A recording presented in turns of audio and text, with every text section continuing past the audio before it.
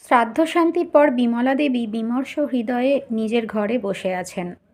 অস্পষ্ট সাদা কালো ছবিটা আঁচল দিয়ে মুছতে থাকেন। দরজা খোলার শব্দে বাস্তবে ফেরেন।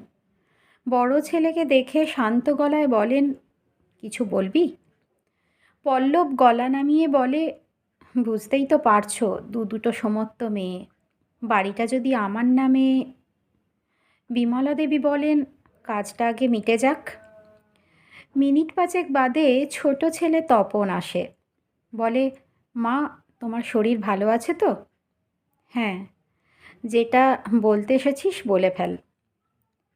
অতনু তোমার একমাত্র নাতি, এ বাড়ির উত্তরাধিকারী। ভেবে দেখো একবার। দেখব। পরলোকগত স্বামীর ছবির দিকে তাকিয়ে বিমলা দেবী বলেন, দেখলে, কদিনই কেমন ভাগের মা হয়ে উঠলাম। অস্পষ্ট ছবির ভিতর হারিয়ে যেতে থাকেন তিনি।